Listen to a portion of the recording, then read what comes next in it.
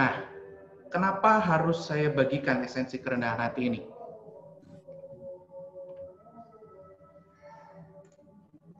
Oke. Kenapa sih kita perlu tahu esensi kerendahan hati?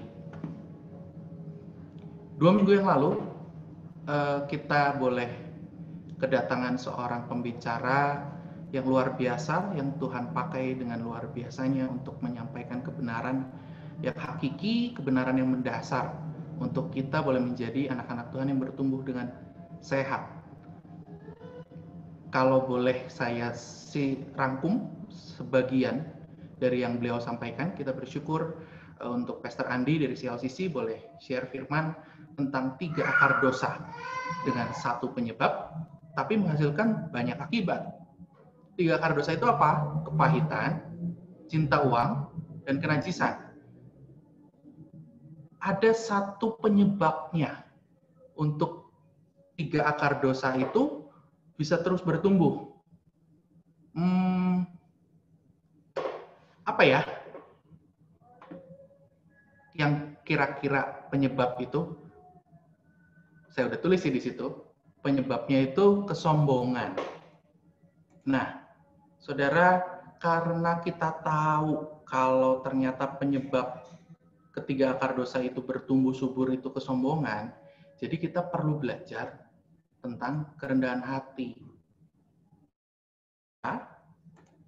Sorry, sebentar. Ya. Supaya 3 akar dosa itu tumbuh terus. Boleh mati malah. Bukan hanya tidak bertumbuh subur, tidak hanya bertambah subur, tapi sampai akarnya mati. Dan kita boleh menikmati pertumbuhan kekristenan kita yang sebenarnya. Ganggu, cuma gambarnya belum muncul. Oke, sebentar. Ada yang belum di-mute. Kita tunggu dulu. Oke, saya lanjutkan ya. Jadi kita perlu tahu esensi kerendahan hati supaya 3 akar dosa tidak terus-terusan bertumbuh subur. Saya punya beberapa gambar di sini. Saya disclaimer dulu, ini beberapa tokoh, tidak ada maksud menyudutkan. Van, gambarnya belum muncul, Van. Oke, sebentar. Sudah muncul? Belum? Belum. Belum. Saya ulangi ya. Sebentar. Sorry, koneksinya lagi nggak begitu bagus.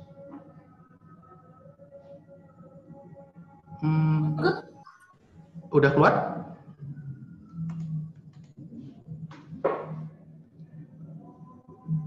Ya, udah keluar. Oke, thank you.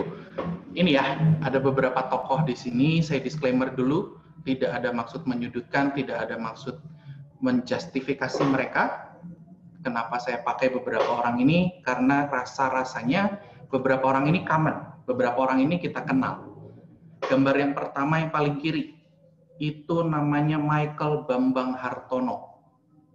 Dia big boss Jarum, rokok, dan juga PCA. Fotonya lagi makan tahu pong di Semarang, di sebuah warung, bukan restoran mewah. Kemudian di tengah ada gambar Mark. Mark itu CEO-nya Facebook.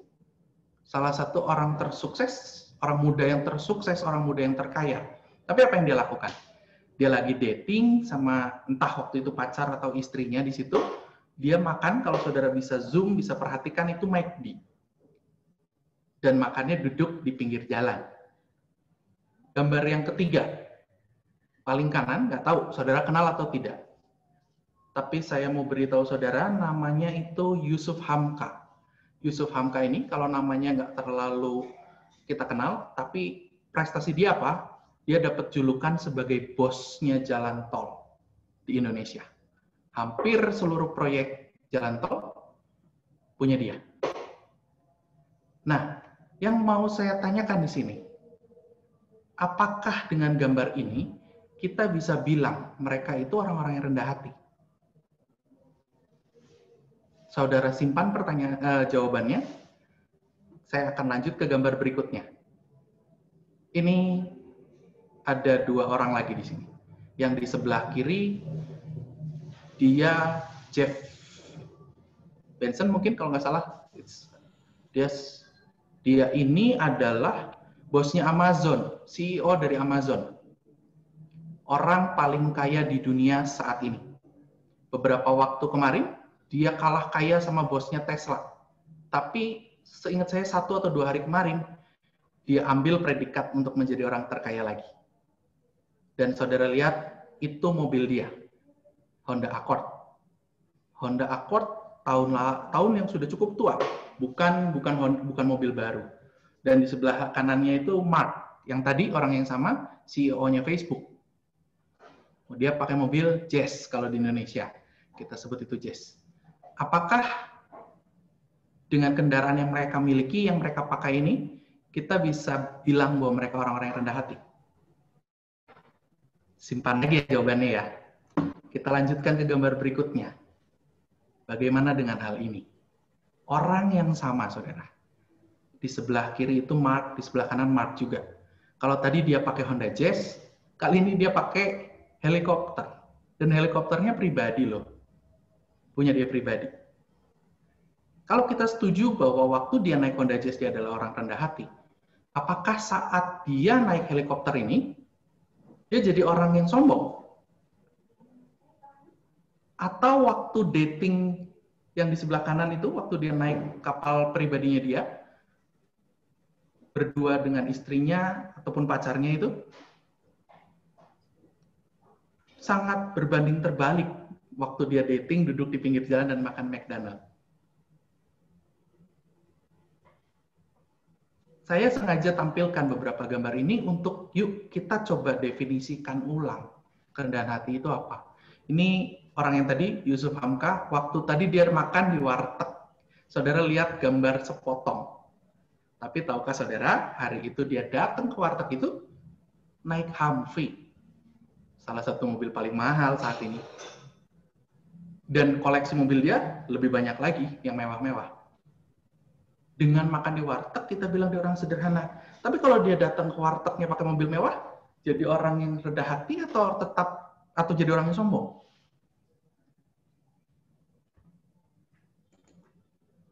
Dan gambar ini, orang yang mungkin tidak kita kenal rasanya. Bapak Presiden kita sempat jadi tagline di awal-awal masa pemerintahannya, gara-gara urusan payung. Bagaimana media menyoroti, menggiring opini kita untuk bisa bilang bahwa presiden kita itu orang yang rendah hati, hanya karena dia pegang payung dia sendiri. Sedangkan di sebelah kanan, Ketua DPR waktu itu, Bapak Fadlizon, dia dipayungin. Apakah urusan pegang payung itu bisa membuat kita menilai yang satu rendah hati dan yang satu lagi tidak? Hal kerendahan hati adalah suatu nilai yang sangat penting, saudara. Karena kita tahu itu adalah penyebab dari 3 akar dosa untuk terus bertumbuh. Tapi kerendahan hati ini tipis sekali. Saya bilang tipis, antara kerendahan hati dan kekayaan itu, batasnya tipis banget. Seketika orang bisa menilai dia rendah hati, saat itu juga bisa menjadi kesombongan. Hari ini kita belajar ya, sama-sama. Apa sih esensinya kerendahan hati? Dan kita belajar untuk bukan cuma tahu esensinya, tapi kita boleh belajar menghidupi kerendahan hati itu. Waktu saya merenungkan tentang kerendahan hati, saya berdoa, kemudian saya baca firman Tuhan, apa ya yang harus saya sampaikan? Dan Roh Kudus bawa saya untuk boleh merenungkan tentang kisah ini. Kalau kita dari anak-anak sekolah minggu dulu sudah sangat sering boleh dengar cerita tentang Daud lawan Goliat. Saya mikir apa ya hubungannya ini sama kerendahan hati?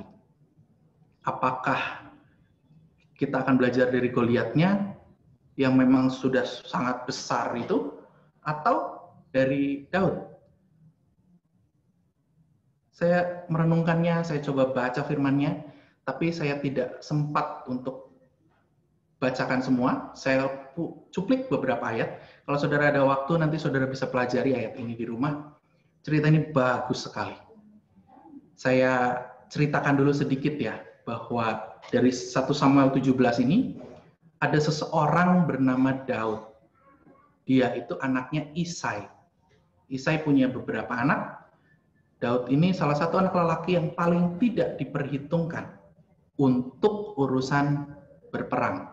Jadi pada saat itu bangsa Israel lagi berperang lawan bangsa Filistin. Mereka sudah ada di medan pertempuran, mereka ada di medan perang. Mereka sudah berbaris, kalau saudara baca ayatnya, pagi dan sore mereka berbaris, siap perang. Kalau saudara bayangkan barisannya seperti apa, mungkin kurang lebih seperti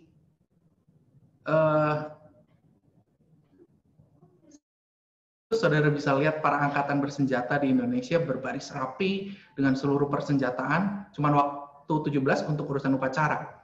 Kali ini untuk urusan perang. Giliran mereka udah siap, saudara. Dari bangsa Filistin muncul satu orang, namanya Goliat. Bukan orang, disebutnya raksasa. Badannya tinggi besar. Gambar itu mungkin kurang lebih bisa mendeskripsikan, walaupun tidak begitu akurat ya. Tingginya Daud itu cuma setinggi lututnya Goliat, kurang lebih. Dan Goliat turun ke medan, ada kayak lembah gitu, Goliat turun, dia cuma bilang, udahlah, kita 1 lawan 1 aja. Kita one on one. Siapa yang menang, jadi tuannya. Yang kalah jadi hambanya. Kalau saya sederhanakan bahasanya kurang lebih begitu. Dan setiap kali Goliat berkata begitu, bangsa Israel sudah berbaris rapi dan siap perang, bubar. Kocar-kacir mereka bubar karena ketakutan. Nah, one day, Isai nyuruh Daud untuk kirim perbekalan.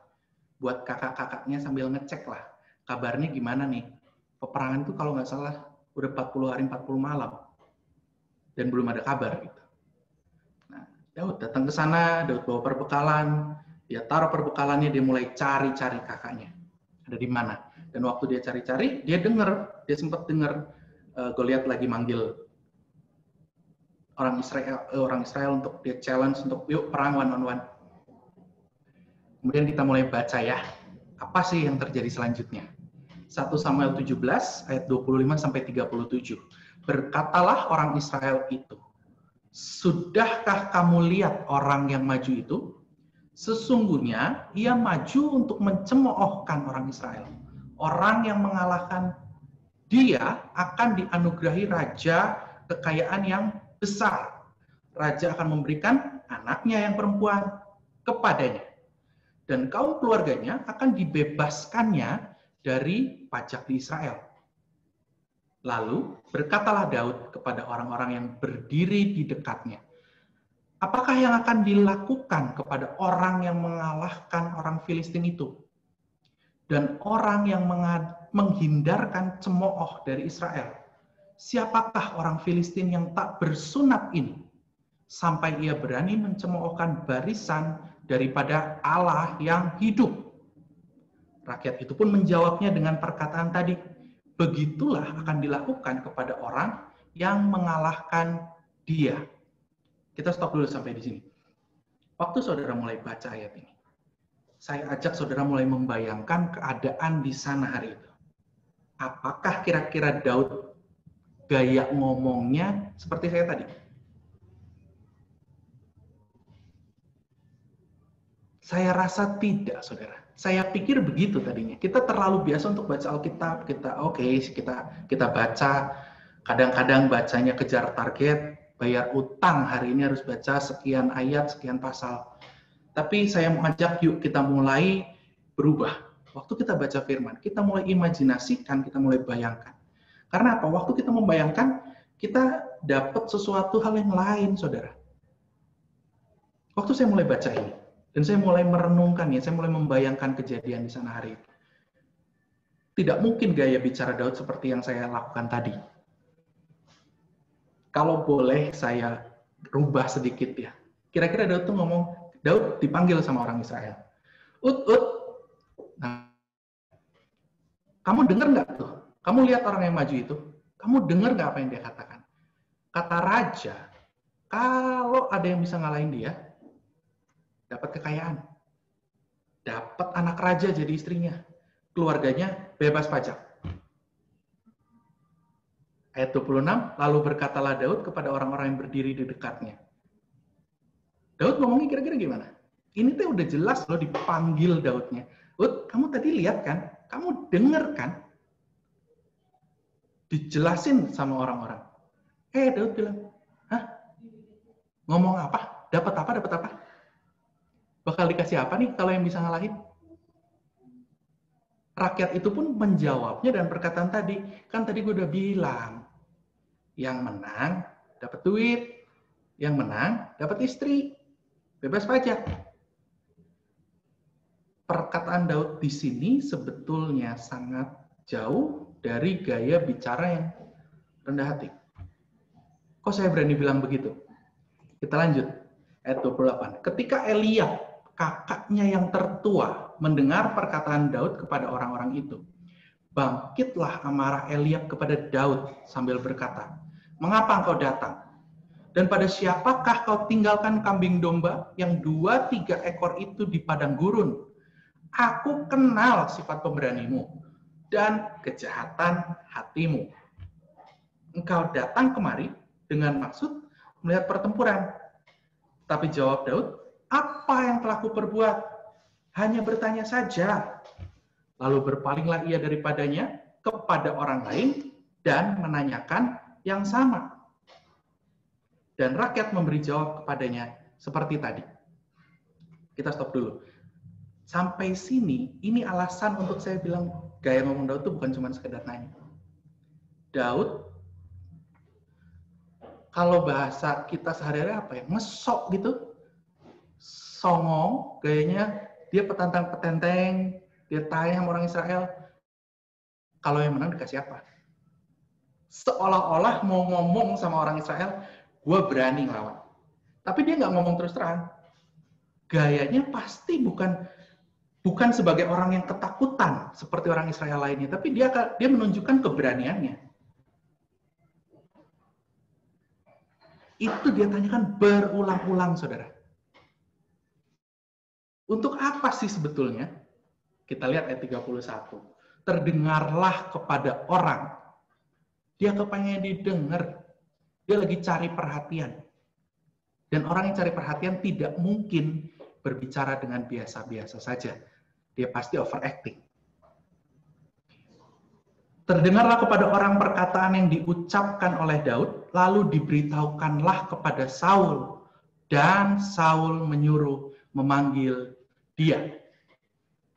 Ternyata ini, saudara. Gaya petantang-petenteng, gaya selengeannya Daud yang jauh dari rendah hati itu, supaya dia keberanian dia itu boleh kedengaran sama Saul, raja bangsa Israel. Kita lanjutkan ya. Ayat 32, berkatalah Daud kepada Saul, janganlah seseorang menjadi tawar hati karena dia. Hambamu ini akan pergi melawan orang Filistin itu. Tetapi Saul berkata kepada Daud, tidak mungkin engkau dapat menghadapi orang Filistin itu. Sebab engkau masih muda, sedang dia sejak dari masa mudanya telah menjadi prajurit. Tetapi Daud berkata kepada Saul, hambamu ini biasa menggembalakan kambing domba ayahnya. Apabila datang singa atau beruang yang menerkam seekor domba dari kawanannya, maka aku mengejarnya, menghajarnya, dan melepaskan domba itu dari mulutnya. Kemudian, apabila ia berdiri menyerang aku, maka aku menangkap janggutnya, lalu menghajarnya dan membunuhnya. Kita lanjut ayat 36. Baik singa maupun beruang telah dihajar oleh hambamu ini. Dan orang Filistin yang tidak bersunat itu, ia akan sama seperti salah satu daripada binatang itu. Karena ia telah mencemooh barisan daripada Allah yang hidup. Oke, sampai sini dulu. Gaya bicara Daud yang jauh dari merendah. dari rendah hati, ternyata punya sebuah tujuan. Dia mau kasih tahu Saul, ayat 32, hambamu ini akan pergi melawan orang Filistin itu. Gue berani, kata Daud. Gue berani lawan Goliat. Saul ngomong, nggak mungkin. Goliat itu dari mudanya udah jadi orang prajurit. Lu masih kecil, lu masih muda, lu kalah pengalaman, lu kalah kemampuan. Tapi Daud berkata sama Saul, ayat 34 dan 35, saya kasih warna kuning di situ, saya mau tunjukkan bagaimana Daud sedang membanggakan dirinya. Bagaimana Daud mau meyakinkan Saul. Kalau saya lagi gembalain domba, ada singa atau beruang yang menerkam seekor domba dari kawanannya, aku lari. Bedanya sama kita kalau melihat singa sama beruang, kita lari kabur. Nah, kalau Daud lari dikejar. Itu singa sama beruang dikejar sama Daud. Ditangkap, ambil domba yang diambilnya. Nah, kalau udah diambil, ngelawan. Pegang janggutnya, banting. Itu Daud betul-betul lagi kasih tahu Saul, gua bisa. Saya mampu melawan si Goliat. Mungkinkah saudara, orang yang lagi berbicara seperti itu, berbicara dalam kerendahan hati? Tapi waktu saya baca firman ini, Roh Kudus bilang, tadinya awalnya saya simple. Oh, cerita Daud dan Goliat ya pasti sesederhana cerita sekolah minggu yang kita tahu, bagaimana Goliat yang memang super. Akhirnya kalah. Itu kan kita nggak boleh sombong gitu. Ternyata enggak. Roh Kudus bilang, coba lihat Daud. Daud dari awal sombong loh. Dia gaya ngomongnya tuh semau dia. Dia nggak mungkin menunjukkan bahwa dia orang yang kecil, lemah. Enggak. Dalam kecilnya dia, dalam keremeh-temehannya dia. Dia bilang, saya bisa. Tuhan, kalau kayak gitu, nggak serendah hati dong. Terus Tuhan bilang, kamu baca ayat 37-nya. Pula kata Daud, Tuhan yang telah melepaskan aku dari cakar singa dan dari cakar beruang, dia juga akan melepaskan aku dari tangan orang Filistin itu. Kata Saul kepada Daud, pergilah, Tuhan menyertai engkau. Saudara, kesadaran Daud bahwa dia cerita, dia promosi tentang kehebatannya, yang mungkin orang dengar itu sebagai sebuah kesombongan, ternyata terbangun karena dia sadar betul semuanya karena Tuhan.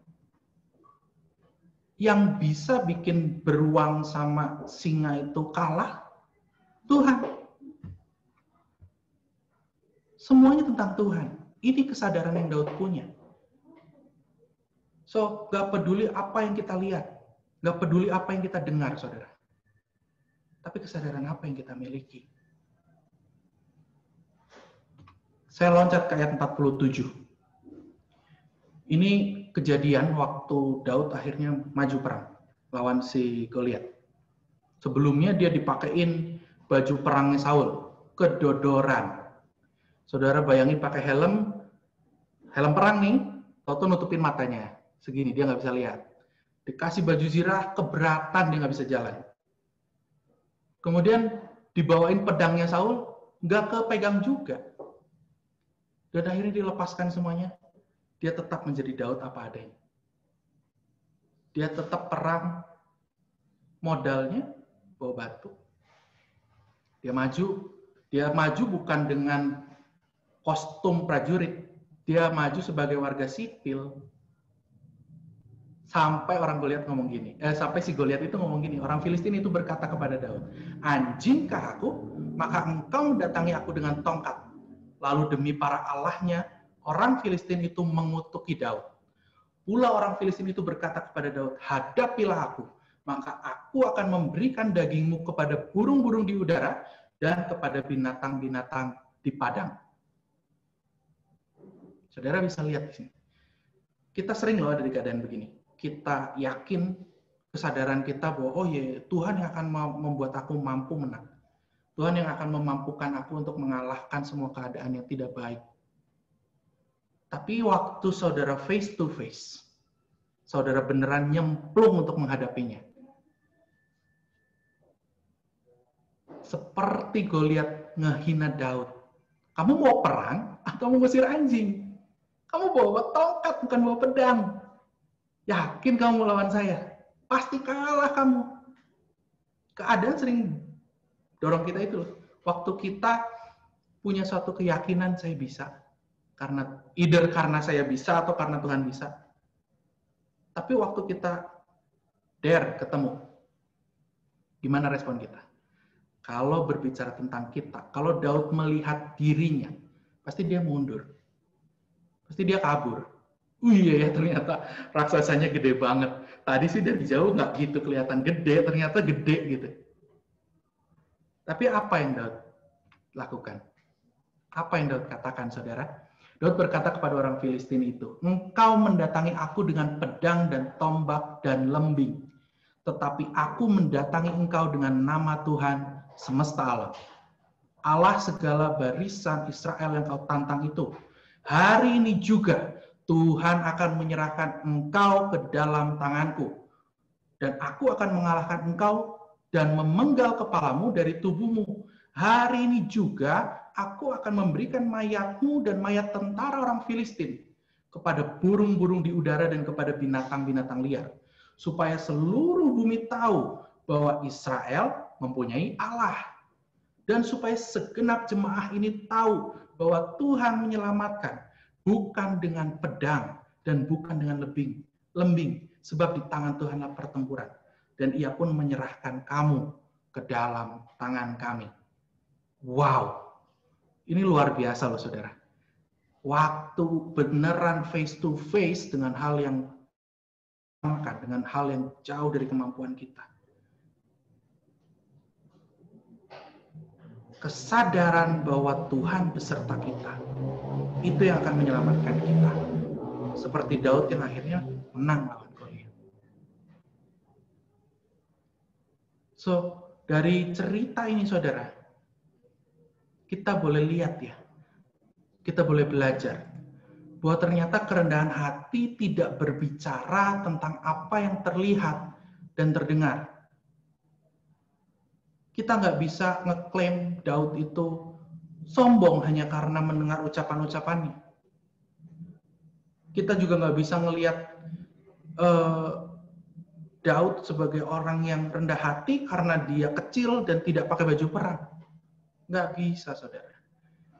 Kerendahan hati juga bukan hanya sekedar motivasi. Saya melakukan hal yang terlihat sombong seperti Daud. Saya berkata besar seperti Daud, supaya saya menghilangkan ketakutan, supaya nama Tuhan boleh kedengeran. Contoh, saya mau kasih satu kesaksian nyata, saudara. Pernah kejadian, one day ada seseorang yang hidupnya dari nothing to be something. Betul-betul start from zero dan jadi hero. Dan dia kesaksian, dia bagikan suatu kesaksian. Saudara, bukan saya sombong. Tapi kalau saudara mau lihat perubahan hidup yang diberkati Tuhan, lihat saya. Walaupun dengan tanda kutip kata-kata di depan suatu disclaimer, bukan saya sombong. Saya nggak lagi sombong, saudara. Tapi jatuh juga. Tuhan menilai itu sebagai kesombongan. Jadi bukan tentang motivasi, saudara. Dia berkata seperti itu untuk mengencourage jemaat mendengar, gini loh perubahan orang untuk dari hidup yang bukan siapa-siapa dan akhirnya diberkati Tuhan. Tapi hilang kerendahan hati di situ. Jadi kerendahan hati itu apa sih? Kerendahan hati ternyata suatu sikap hati yang sadar akan jati diri. Seperti Daud sadar, dia mah bukan siapa-siapa, tapi Tuhan yang bikin dia jadi siapa-siapa. Ini kerendahan hati loh, saudara. saya harus bilang sekali lagi, kerendahan hati itu sangat mudah untuk kita terpeleset. Saudara bisa bilang, berarti bisa sombong dong. Waktu kita bilang, contoh saja. Misalkan ada seseorang yang tukang masak, dan dia masakannya enak. Terus konsumen bilang, wah, masakan kamu enak. Dia bilang, enggak. Biasa aja masakan saya mah biasa aja. Enggak, makanan kamu enak. Biasa aja. Enggak, makanan saya biasa aja. Sampai akhirnya, beneran deh makanan kamu tuh enak. Oh, iya ya. Itu seolah-olah lagi merendahkan hatinya, tapi dia kepada sebuah kesombongan, saudara. So just see, dan fakta di balik itu yang lebih wow. Tahukah saudara? Saya harus lanjut dulu. Galatia 2 ayat 20. Namun aku hidup, tetapi bukan lagi aku sendiri yang hidup, melainkan Kristus yang hidup di dalam aku. Dan hidupku yang kuhidupi sekarang di dalam daging adalah hidup oleh iman dalam Anak Allah yang telah mengasihi aku dan menyerahkan dirinya untuk aku. Nangkep nggak, saudara? Hidupku bukannya aku lagi. Kalau ada lagunya, hidupku bukannya aku lagi, tapi Yesus dalamku. Saudara bayangin tukang masak tadi. Yesus hidup di dalamku. Yang hidup siapa? Yesus. Yang akhirnya memberi kemampuan untuk masak siapa? Yesus. Dan waktu masakan itu dibilang enak, dia bilang enggak enak. Saya mau biasa aja. Dia sedang memungkiri Yesus. Daud kalau nggak sadar di dalam dirinya Allah, dia akan bilang, ya nggak bisa lawan Goliat. Tuwani saya mah, eleh pasti saya. Tapi karena dia sadar hidupnya bukan dia lagi, tapi Yesus yang ada di dalam dia berani, saudara. Dan itu bukan kesombongan. Tapi digeser sedikit, ya ini mah karena saya bisa, karena saya memang bisa masak, jadinya kesombongan. Harus ada perubahan dari self-center kepada God-center. Ini kesadaran yang harus kita bangun. Hidupku bukannya aku lagi, tapi Yesus di dalamku tuh betul-betul harus jadi firman yang jadi dalam hidup kita. Itu yang akan membuat kita bisa untuk terus hidup dalam kerendahan hati. Kalau semuanya tentang saya, kita jadi gampang sensi. Saya harusnya duduk di kelas VIP, kenapa cuma dapat di kelas 1? Padahal saya bisa beli. Cuman kehabisan aja tiketnya. Saya harusnya duduk pakai mobil mewah, tapi kenapa saya dijemput pakai bis? Kenapa saya harus pakai travel? Itu masih self-center. Semuanya tentang aku. Aku mampu, aku mau ini, aku mau itu, aku mampu melakukan ini, aku mampu melakukan itu. Saudara itu harus geser. Pindah ke God Center. Saudara tahu bahwa kalau saudara punya pekerjaan sampai hari ini, itu karena Tuhan. Dan pekerjaan itu harus memuliakan Tuhan. Saudara berprestasi karena Tuhan. Dan prestasi itu untuk memuliakan Tuhan. Saudara punya perusahaan, bukan karena saudara bisa, tapi karena Tuhan. Dan itu juga buat Tuhan lagi. Ini harus geser.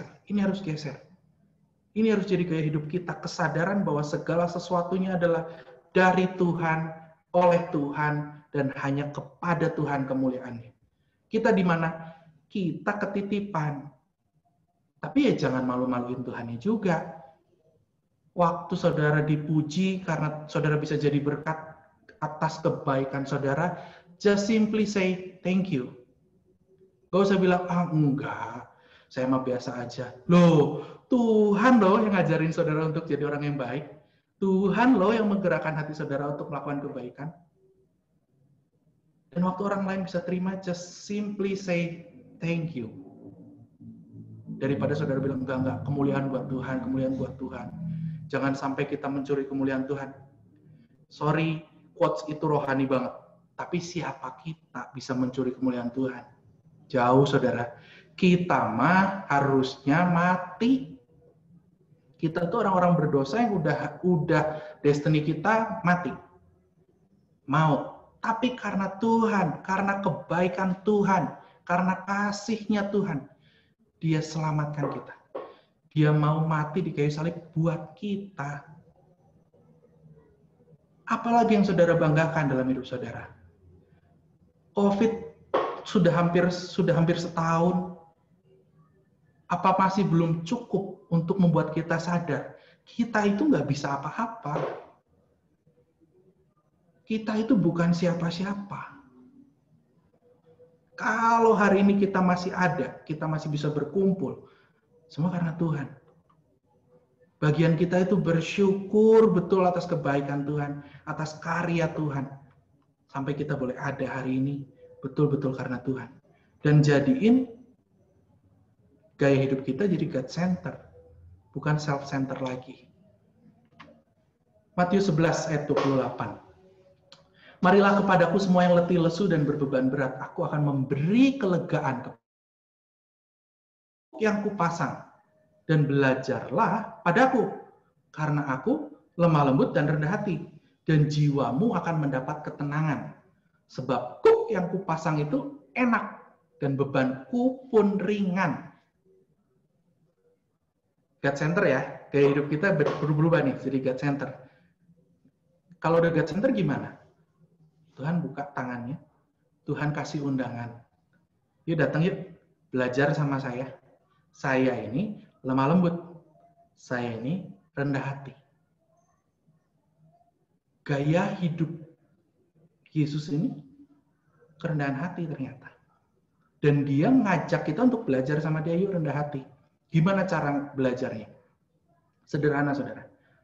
Setiap kali saudara menghadapi sesuatu yang mengusik hati saudara, saudara harus stop, freeze sebentar, dan mulai berpikir, and think, who am I? Saya siapa? Saya ternyata cuma umat tebusan Allah. Dan Allah yang begitu baik mengaruniakan anaknya buat saya, sampai saya bisa ada seperti sekarang. Dan itu cara belajarnya. Lihat Yesus. Kalau Yesus ada di posisi ini gimana ya? Kalau Yesus ada di posisi ini, kira-kira apa yang dia lakukan? Saudara bisa baca firman Tuhan, lihat cerita hidup Yesus. Bagaimana kerendahan hatinya sangat bisa diaplikasikan dalam hidup kita. Oke, kita lanjut.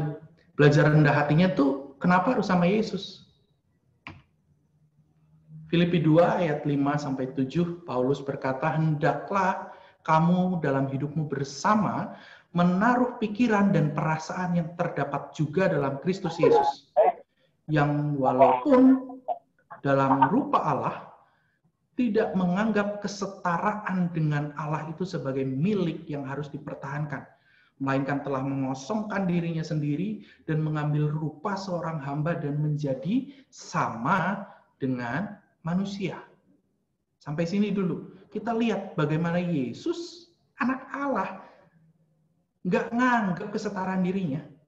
Lah kita siapa? Kita tuh umat yang ditebus sama Allah loh. Kita tuh jauh dari anak Allah. Sesuatu yang wow, nggak ada, jauh sekali. Tapi karena kasihnya, kita diangkat jadi anaknya. Kita boleh bersyukur atas kesadaran bahwa kita ini anak-anak Allah. Tapi ya jangan sembarangan. Jangan sok-sokan jadi anak Allah. Kalau yang beneran anaknya Allah juga mengambil rupa seorang hamba, lah kita kok ngosong-ngosongan. Kita harus beneran sadar akan hal ini. Teladan hidup kita, Yesus. Dan satu hal lagi ayat 8. Dalam keadaan sebagai manusia, ia telah merendahkan dirinya dan taat sampai mati, bahkan sampai mati di kayu salib. Kerendahan hati adalah sebuah perjalanan. Yesus meneladani kita bagaimana merendahkan hati itu, merendahkan dirinya, merendahkan hatinya sampai mati. Kerendahan hati itu bukan sesuatu yang kita capai, tapi ini sebuah perjalanan. Hari ini saya harus jujur sama saudara. Suatu prinsip yang kita harus, bukan kita ya, saya pribadi pegang. Saya akan mengkhotbahkan apa yang saya hidupi. Tapi waktu harus berbicara tentang kerendahan hati, saya pun harus bilang sama saudara, saya jauh dari kerendahan hati. Kalau saya bilang, saya ngajarin saudara seolah-olah saudara saya nih sudah jadi orang yang rendah hati. Saat itu juga saya sudah jadi orang sombong, saudara. Makanya kerendahan hati itu perjalanan. Bukan suatu tujuan yang, oke, saya udah sampai, saya udah jadi orang yang rendah hati. No. Seseorang yang mengakui saya nggak sombong kok. Dia lagi jadi orang yang sombong. Dia sedang jadi orang yang sombong. So, terus teladani hidup Yesus. Terus memiliki kesadaran bahwa bukan aku, tapi Tuhan, dan Tuhan. Gimana cara mengaplikasikan kerendahan hati? Matius 20 ayat 28. Sama seperti anak manusia datang bukan untuk dilayani, melainkan untuk melayani dan untuk memberikan nyawanya menjadi tebusan bagi banyak orang. Saya lanjut dulu. Filipi 2 ayat 3-4. Dengan tidak mencari kepentingan sendiri atau puji-pujian yang sia-sia. Sebaliknya, hendaklah dengan rendah hati yang seorang menganggap yang lain lebih utama daripada dirinya sendiri. Dan janganlah tiap-tiap orang hanya memperhatikan kepentingannya sendiri, tetapi kepentingan orang lain juga. Apakah gaya hidup God Center berarti tidak memikirkan diri sendiri? Enggak juga. Paulus bilang, kita manusia, pasti ada ego untuk kita memperhatikan diri sendiri. Boleh enggak? Boleh. Tapi jangan kesini terus. Ke depan. Kalau saudara bilang, saya udah menjadi orang yang rendah hati, yuk mulai coba praktekin. Ini cara untuk mengaplikasikan alat bantu sebetulnya. Supaya kesadaran kita boleh terus terjaga. Mulailah melayani. Melayani bukan berarti harus terus-terusan identik dengan, saya harus menjadi worship leader, saya harus menjadi pengkhotbah, saya backstage, saya tukang dekor, saya ngapain, enggak. Itu benar. Tapi Filipi katakan, hendaklah dengan rendah hati yang seorang menganggap yang lain lebih utama. Utamakan orang lain. Mulai pikirin orang lain. Mulai perhatiin orang lain. Apa yang saya bisa bantu ya buat orang itu? Saudara waktu punya pola pikir itu aja. Apa ya yang saya bisa bantu buat orang itu? Sebetulnya posisi Anda membantu kan di atas. Membantu yang dibantu. Tapi butuh kerendahan hati untuk saudara mau akhirnya melayani mereka. Dan Yesus lakukan hal itu. Yesus datang bukan buat dilayani. Dia datang melayani. Kita buat jadi rendah hati itu susah. Tapi kalau Yesus bisa, ya kita nonton, kita nyontek gimana Yesus. Aplikasi yang satu aplikasi yang bisa saya bagikan yaitu melayani. Karena melayani akan memaksa kita untuk merendahkan hati kita. Dan miliki kesadaran, tapi dengan catatan ya, memiliki kesadaran God Center. Jangan self center. Bisa nggak kita melayani tapi untuk ke kita? Sangat bisa. Sangat bisa. Kita bisa jadi orang yang melayani yang seolah-olah terlihat rendah hati, tapi untuk diri kita sendiri. Itu cuma saudara dan Tuhan yang tahu.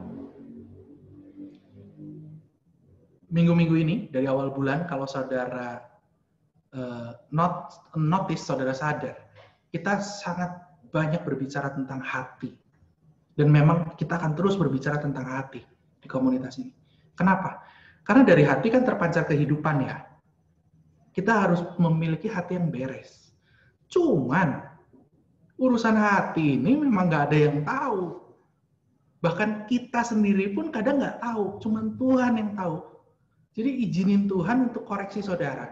Kalau hari ini saudara dengar firman ini, dan Roh Kudus lagi mengetuk hati saudara, yuk kita belajar rendah hati, responi panggilan itu. Dan sadar tidak sadar, saya harus bilang sama saudara, saat ini juga, saudara tuh lagi belajar rendah hati kok.